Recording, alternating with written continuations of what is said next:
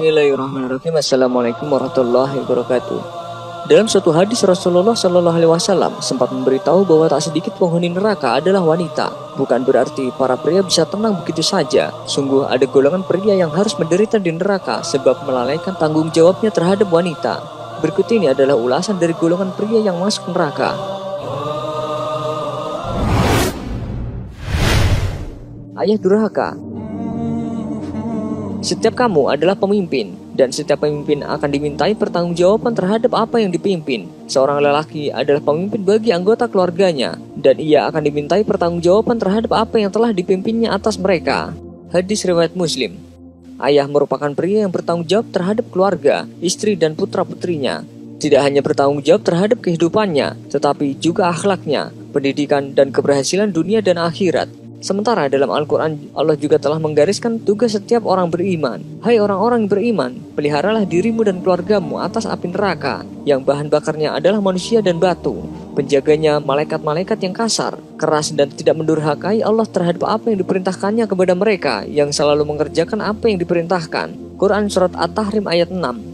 Ayah merupakan benteng penjaga bagi putra-putrinya dari perbuatan maksiat dan dosa. Jangan sampai seorang ayah kehilangan kepekaan iman, sehingga membiarkan anggota keluarganya larut dalam gelimang maksiat dan dosa.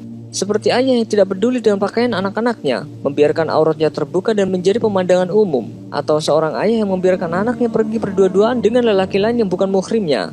Pada pria seperti ini disebut dayus, dan dayus termasuk terancam orang yang tidak masuk surga. Jika surga tidak menerima, tentu nerakalah tempat kembalinya.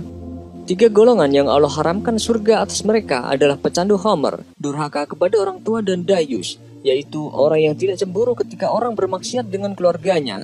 Hadis riwayat Ahmad. Ancaman terhadap ayah yang menjadi dayus sejatinya bertujuan agar mereka menjadi pemimpin yang baik bagi anggota keluarga lainnya. Hari-hari ini banyak ayah yang merasa tanggung jawab dan pengasuhan anak sepenuhnya ada di ibu. Ia sudah merasa cukup memenuhi mereka dengan berbagai fasilitas.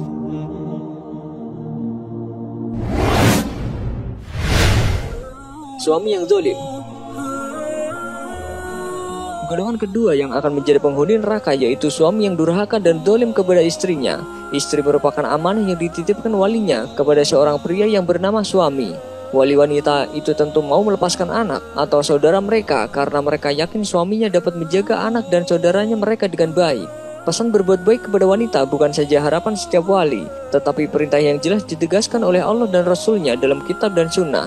Dan bergaulah dengan mereka secara baik. Kemudian bila kamu menyukai mereka, maka bersabarlah, karena mungkin kamu tidak menyukai sesuatu, padahal Allah menjadikan kepadanya kebaikan yang banyak.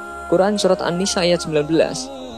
Termasuk dalam hal baik, yaitu baik dalam bertutur kata, baik memperlakukannya tidak bermuka masam ketika bertemu. Begitu juga baik dalam nafkah. Bergaul dengan baik berarti juga kesamaan dan kesetaraan. Artinya suami akan mendapat perlakuan baik dari istri ketika suami memperlakukan istrinya dengan baik. Bahkan suami diminta bersabar, menerima kekurangan dari istrinya, juga ketika istri tidak melaksanakan kewajibannya dengan maksimal. Janganlah suami yang beriman membenci istri yang beriman. Jika dia tidak menyukai suatu akhlak darinya, dia pasti menyukai akhlak lain darinya. Hadis riwayat Muslim. Sebagian ahli fikih mengatakan, tempat tinggal untuk istri haruslah khusus untuk istri tersebut, tidak boleh bercampur dengan keluarga lainnya. Dan jika istri berasal dari kalangan berada yang biasa dilayani dengan pembantu, maka haknya juga untuk mendapatkan pembantu yang disediakan oleh sang suami. Merupakan sebuah kezaliman jika suami memiliki kelapangan ekonomi tetapi kikir terhadap istrinya, bahkan cenderung mengebiri hak-haknya. Sifat kikir amat dicela Allah dan Rasul-Nya, apalagi jika itu dilakukan terhadap orang yang berhak seperti istri. Oleh sebab itu, dalam kasus suami yang mampu tapi kikir, Rasulullah Shallallahu Alaihi Wasallam memberi keringanan atas istri untuk mengambil harta suami sewajarnya, meski dengan diam-diam. Hal ini tidak dianggap pencurian karena ia memiliki hak pada harta suaminya. Tidaklah seorang hamba dibebankan tanggung jawab untuk kemudian dia abai, melainkan dia tidak mencium aroma surga. Hadis riwayat Bukhari.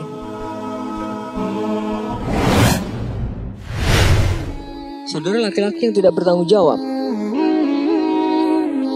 Golongan laki-laki yang tidak masuk surga adalah saudara laki-laki. Sebab jika ayahnya telah tiada, tanggung jawab menjaga seorang wanita adalah saudara lelakinya. Termasuk dalam hal ini adalah paman.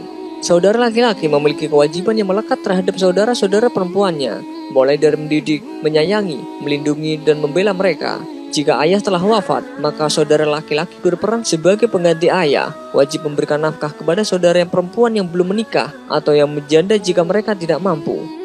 Saudara perempuan wajib mentaati dan menghormati saudara laki-lakinya. Jika janda tersebut memiliki anak, maka anak tersebut yang wajib memberikan nafkahnya adalah ayahnya. Jika ayah telah wafat, maka kakek dari ayah atau saudara dari ayah yang wajib memberi nafkah kepada anak-anak janda tersebut. Saudara laki-laki yang menelantarkan saudara perempuan, maka ia telah durhaka kepada orang tuanya. Tugas lain dari saudara laki-laki adalah menjaga harta saudara perempuannya. Ia juga tidak boleh menghalang-halangi jika ada orang baik yang melamar saudarinya.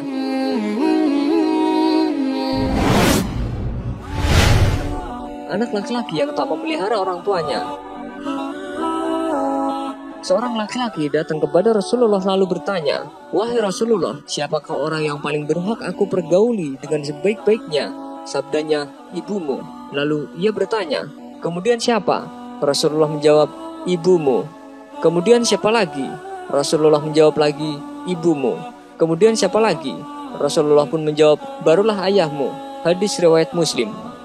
Secara khusus, Islam menekankan hak ibunda terhadap anak laki-laki kandungnya. Mengapa terhadap anak perempuan kandungnya tidak?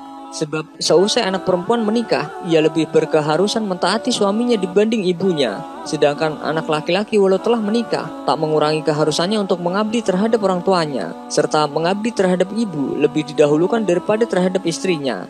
Jadi, pengorbanan anak laki-laki terhadap ibu kandungnya tak putus, tetapi pengorbanan anak perempuan lebih mutlak terhadap suaminya. Oleh sebab itu, anak laki-laki lebih terbelit terhadap ibunya dibanding anak perempuan. Laki-laki harus menafkahi istri serta anaknya, serta juga harus memperhatikan hidup ibu kandungnya. Apabila ibunya tak mampu, maka keharusan nafkahnya juga harus menjadi tanggung jawabnya. Seorang istri juga harus menyadari bahwa keharusan suami juga terhadap ibu kandungnya. Maka para istri wajib mendorong suaminya untuk lebih mengabdi terhadap ibunya. Orang-orang yang durhaka terhadap ibu bapaknya, Allah bakal menurunkan siksanya di dunia ini. Tak harus menanti di alam kubur atau di akhirat. Siksaan itu beberapa macam bentuknya. Bisa persoalan keluarga yang tak kunjung berakhir, anak-anak yang tak bisa diarahkan, rezeki yang tak kunjung datang, serta hal lain sebagainya. Maka sangat penting bagi anak laki-laki untuk memperhatikan ibu kandungnya, dan itu telah menjadi tugas serta tanggung jawabnya. Jangan sampai tugas ini dilalaikan, yang menjadi penyebab ia terjerumus ke neraka.